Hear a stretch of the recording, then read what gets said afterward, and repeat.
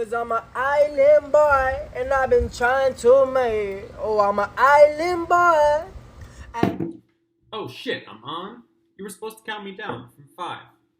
Oh, whatever. Well, welcome back to the Men's League Recap. I'm your host, Andrew Colgan Jr., and week 2 is now in the books, with 6 matchups pitting old rivals together. Sometimes life gives you lemons, and sometimes it's just hand you a cup of lemonade, and that's what we have here this week.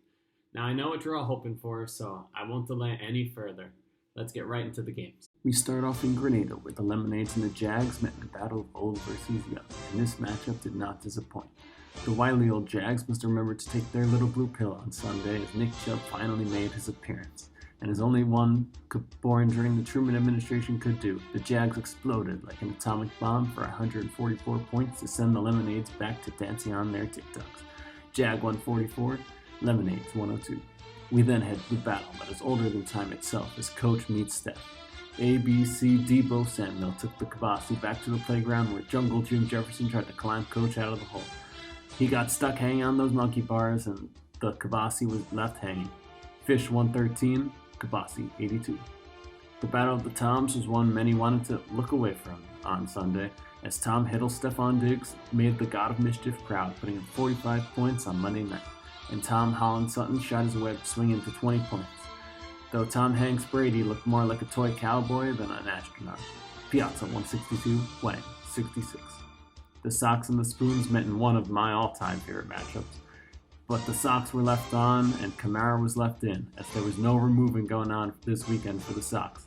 The Spoons were stirring, and even though there was no Mixon, Joe that is, and AJ Dillon Pickles was speared out of the flex spot to scoop up a victory. Spoons 120, Sox 80. We move on to Amy versus Billy. Aaron Tommy Lee Jones looked like he was back in Men in Black, using the neuralizer to make Billy forget he ever had a chance at being competitive this year.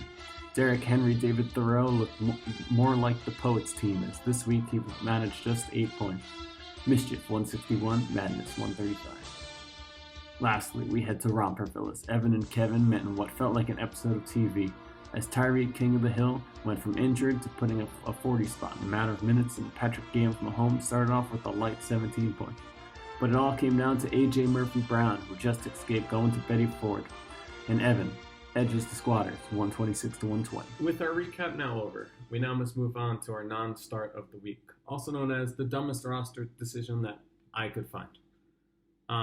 And without any question, we go straight to Kevin, who started Josh Jacobs over T. Higgins for reasons I'm not really sure. I question if he knows football, being that Josh Jacobs just is not good at football anymore. Those 10 points that he lost cost him a victory and a bit of a relief from Romperville that he is currently living in. I think that's all for me for now. We're going to head over to our own inside, Andrew Colgan, and let's see how he's doing. Andrew? Yes, hello, Andrew. Thank you.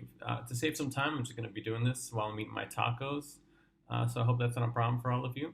I figured I would all keep you updated on some recent news going on around the league. All is quiet on the trade front, but many waiver additions have commenced. The Lemonades added Tyler Algier, and the Spoons added Tua Tagovailoa. I think that's all that I have for now, but periodic updates throughout the year will, of course, be happening. Next, I believe the poet has some words that he'd like to share with all of you. Good morrow, ye friends, with rhymes do I hold. I guess I shall start before I grow old. Come young, come old, come battered, come bold. Week 3 is over, and boy, what a trife.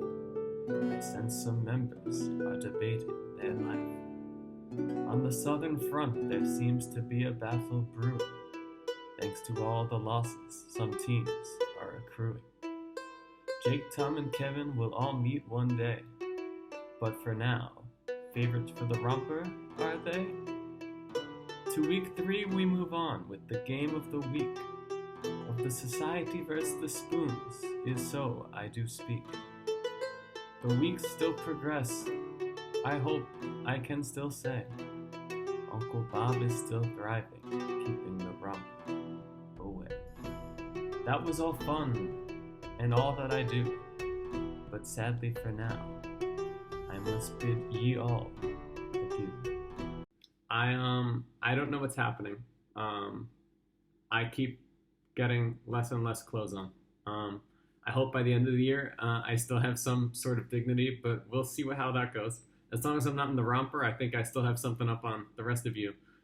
But for now, I wish everyone all the best, except Jake. I hope your whole team tears their ACL 1 p.m. Sunday. That would be great. Other than that, I want to thank Andrew, the poet, for all their contributions, and I can't wait to see you all next week when I am 2-1 and back in rightful claim of the best team in the league. Thank you all, and have a good night. Cause I'm an island boy, and I've been trying to make. Oh, I'm an island boy. I'm just island boy. I'm just island boy. I'ma get key white grind.